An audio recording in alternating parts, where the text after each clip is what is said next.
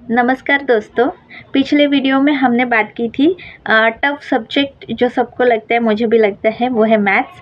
और इस वीडियो में हम बात करने वाले हैं एक दूसरा टफ सब्जेक्ट जो जो हर कॉम्पिटिटिव एग्जाम में कंपलसरी होता ही होता है, लेकिन सबसे ज़्यादा टफ भी वही लगता है बच्चों को।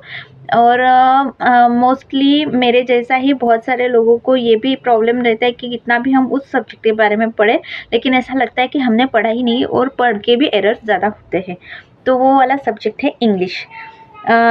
हर कॉम्पिटिटिव एग्ज़ाम में कंपलसरी होता है, हर इसमें आता ही है, थोड़ा बहुत ही क्यों ना, लेकिन कंपलसरी रहता है और पढ़ना ही पड़ता है। कुछ कुछ एग्ज़ाम में बहुत ज़्यादा लेवल में आता है। तो मैंने अपना इंग्लिश कैसे स्ट्रॉन्ग किया, स्पेशली ग्रामर एंड बाकी सारी चीज़ें, और एग्ज़ाम के हिसाब से मैंने स्कोरिंग मार्क करने के लिए कौन से ट्रिक्स यूज़ किए, उसके बारे में कुछ टिप्स मैं आपसे शेयर करना चाहती हूँ।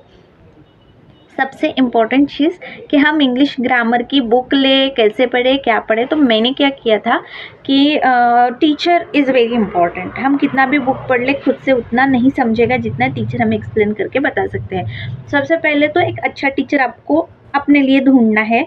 ऑनलाइन यूट्यूब पे फ्री में बहुत सारे टीचर्स, बहुत सारे लेक्चर्स अवेलेबल है। तो कौन सा हम देखे जिससे हमें समझ में आए। मैंने 2-3 टीचर्स का देखा था, उसमें से एक टीचर का पढ़ाना मुझे बहुत ज़्यादा ही अट्रैक्टिव लगा, अच्छा लगा, जो कंफर्टेबल लगा, वो है रानी मैम का, English by Rani ma'am. YouTube पर आप सर्च करेंगे तो भी मिल जाएंगे उनके वीडियोस का। प्लस पॉइंट मुझे ये पर्सनली ये लगा कि जब मैंने उनके वीडियोस देखे तो कोई भी एग्ज़ाम के लिए हम उनसे इंग्लिश उन्होंने कवर की हुई है। मतलब कि एसएससी से लेके, रेलवे से लेके, और कोई भी अगर आप एग्ज़ाम दे रहे हैं तो, क्योंकि वो स्टार्ट करती है बेस, उसके बाद थोड़ा मीडियम लेवल, फिर थोड़ा हायर लेवल ना, हर लेवल के वो क्वेश्चंस भी कराती है। टॉपिक सारे के सारे फ्री में पढ़ाए हुए हैं उन्होंने, पूरे डिटेल एक्सप्लेनेशन के साथ। आप उनके प्लेलिस्ट में देखिए, यूट्यूब पर उनके चैनल पे देखिए, तो हर टॉपिक आपको मिल जाएगा।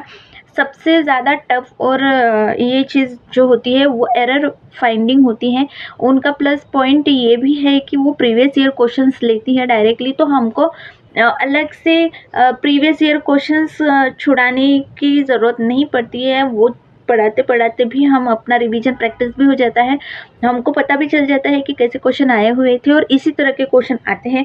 तो बहुत ज़्यादा कंफर्ट लेवल हो जाता है, रिलेटेबल हो जाता है उनका पढ़ाना, इसलिए मैंने उनका ज़्यादा ही फॉलो किया था और उससे मुझे बहुत बहुत ज़्यादा बेनिफिट हुआ।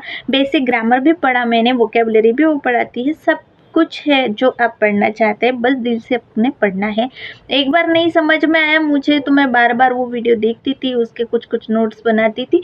नोट्स इसलिए थोड़ा सा इम्पोर्टेंट होते हैं क्योंकि एग्ज़ाम के टाइम पे आप इतने सारे वीडियोस बार बार रिवाइज करके नहीं पढ़ सकते हैं।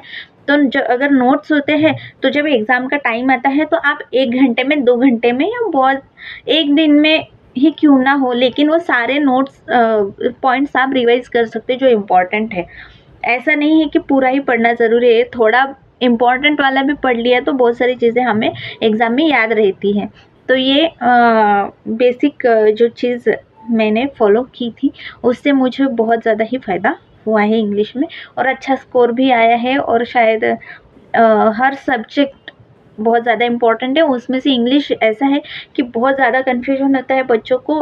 लगता तो है कि आता है, पर टाइम पर जो हमको लगता है कि यही सही है, बाद में देखते हैं तो वही आंसर रॉन्ग हो जाता है। तो इतना ज़्यादा कन्फ्यूजिंग ये सब्जेक्ट है।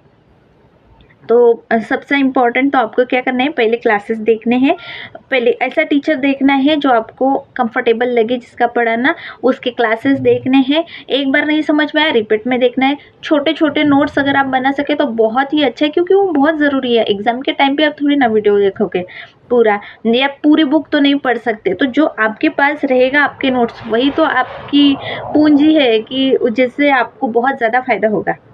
ओके, वो बनाना ज़रूरी है। वोकेबुलरी के बारे में ऐसा है कि बार-बार अगर आप वही वर्ड्स पढ़ते जाते हैं तो आपका वो ऑटोमेटिकली लर्न होते रहता है, या फिर अनकॉन्शियस माइंड में कहीं न या फिर अनकॉन्शियसली हमको याद रहता है, हमको पता नहीं होता है।